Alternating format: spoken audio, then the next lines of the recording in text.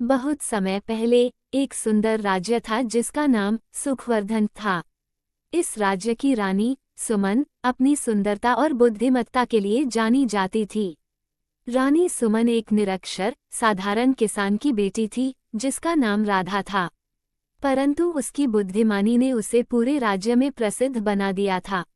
रानी के पति राजा धर्मवीर एक बहादुर और न्यायप्रिय शासक थे। उनका राज्य सुखवर्धन हर दिशा से समृद्ध था, लेकिन रानी सुमन का जीवन दुख और असंतोष से भरा हुआ था। रानी ने कई बार अपने पति से कहा, राजा, मैं चाहती हूँ कि मैं उन लोगों की मदद कर सकूं जिनका जीवन कठिन है। राजा धर्मवीर ने सोचा, क्यों न हम अपनी संपत्ति का कुछ हिस्सा गरीबों में बांट दें। रानी को यह विचार बहुत पसंद आया। उन दोनों ने मिलकर राज्य में गरीबी उन्मूलन के लिए योजनाएं बनानी शुरू की। एक दिन रानी ने राज्य की गलियों में घूमने का फैसला किया। वहां उन्होंने गंदगी में खेलने वाले छोटे बच्चों को देखा और उनकी दुखभरी आंखों में कमजोरी देखी। रानी का दिल भर आया और उन्होंने अपने साथ चलने वाले दरबान से कहा, हमें इन्हें शिक्षा और स्वास्थ्य सेवाएं प्रदान करनी होंगी। वापस महल आने पर रानी ने राजा से कहा, हमें शिक्षा की एक नई योजना शुरू करनी चाहिए जिससे गरीब बच्चों को पढ़ाई का अवसर मिले। राजा ने इस पर ध्यान दिया और तुरंत एक स्कूल खोलने की योजना बनाई। स्कूल के खुलने के बाद रानी सुमन ने स्वयं बच्चों को पढ़ाना शुरू किया। वो उन्हें सिर्फ पढ़ाई नहीं बल्कि जीवन के महत्व भी सिखाने लगी। उन्होंने बच्चों को बताया कि मेहनत और शिक्षित होना उनके भविष्य को उज्जवल बना सकता है। लेकिन सब कुछ इतना आसान नहीं था। राज्य के कुछ दरबारी जो रानी के विचारों से नाखुश थे, उनकी योजनाओं को विफल करने की कोशिश करने लगे। उन्होंने राजा के पास जाकर कहा, राजा, रानी को इन गरीबों की परवाह करने में बहुत दिलचस्पी है। हमें उनकी शक्ति को सीमित करना चाहिए। राजा धर्मवीर ने इस पर विचार करते हुए कहा, सुमन के इरादे अच्छे हैं, लेकिन मुझे ये सुनिश्चित करना चाहिए कि महल का दरबार भी मेरी रानी की योजनाओं का समर्थन करे। एक दिन दरबार में एक महत्वपूर्ण मीटिंग आयोजित की गई। सभी मंत्रियों और दरबारियों ने रानी की योजनाओं के खिलाफ बात की, लेकिन रानी ने साहसिकता से कहा, मैं ये नहीं मानती कि गरीबों को हमारा साथ नहीं मिलना चाहिए। उनका जीवन भी महत्वपूर्ण है। रानी के दृढ़ निश्चय ने कुछ दरबारियों के दिलों को पिघलाया। धीरे धीरे और लोग उनके विचारों के समर्थन में खड़े होने लगे। स्वयं राजा धर्मवीर भी उनकी बातों से प्रभावित हुए और उन्होंने कहा, मैं रानी सुमन के साथ हूँ। हम सबको एकजुट होकर काम करना होगा। इस तरह रानी सुमन की योजना को पूरी समर्थन मिला। राज्य में शिक्षा, स्वास्थ्य और कृषि सुधार की योजनाएं शुरू हुईं। गरीब लोग खुश रहने लगे और धीरे धीरे सुखवर्धन का विकास भी हुआ।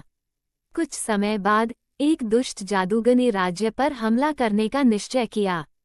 वह जानता था कि अगर वह रानी की प्रतिष्ठा को गिरा देता है तो राजा धर्मवीर को भी कमजोर कर सकेगा। जादूगर ने एक रात छिपकर रानी का अपहरण करने की योजना बनाई। रात के अंधेरे में वह रानी के कमरे में घुसा, लेकिन रानी सुमन ने अपने अद्भुत साहस और बुद्धिमत्ता से उसकी चालों को समझ लिया। उसने अपने पास रखे एक छोटे से जादुई पत्थर की मदद से जादूगर को बेवजह उलझन में डाल दिया। जादूगर घबरा गया और अपनी शक्तियों का उपयोग करते हुए रानी पर हमला करने की कोशिश की, लेकिन रानी ने अपनी जितनी विवेकशीलता का उपयोग किया उतनी ही साहसिकता भी दर्शाई। वह चिल्लाई, तुम मेरे राज्य को नुकसान नहीं पहुंचा सकते, और उसने जादूगर के जादू को उल्टने का प्रयास किया।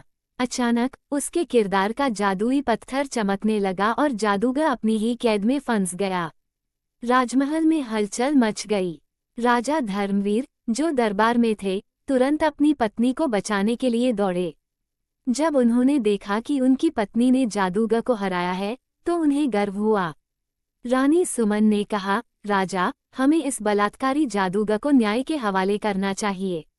राजा धर्मवीर ने रानी के विचारों का समर्थन किया और उन्होंने जादूगर को कैद करके उसे न्यायालय में ले जाने का आदेश दिया। दरबारियों ने रानी की बहादुरी की प्रशंसा की और कहा, रानी सुमन, आप सच में एक असली रानी हैं। उस दिन के बाद रानी सुमन को और भी सम्मान मिलने लगा।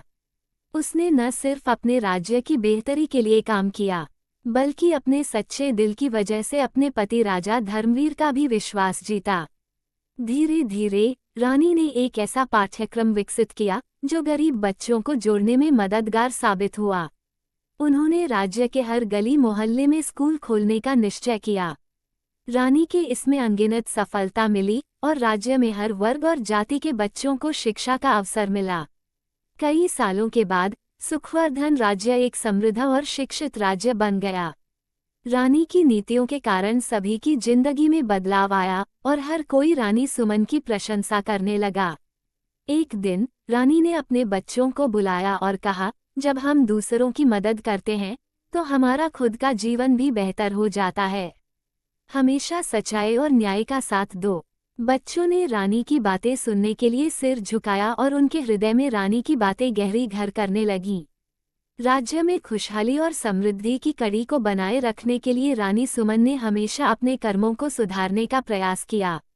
उसकी जीवन की कहानी सिर्फ उसकी नहीं थी, बल्कि हर उस व्यक्ति की थी जिसने मेहनत की और कठिनाइयों का सामना किया। और इस तरह रानी सुमन ने न केवल एक महान रानी के रूप में बल्कि एक महान इंसान के रूप में भी अपने नाम को अमर कर दिया।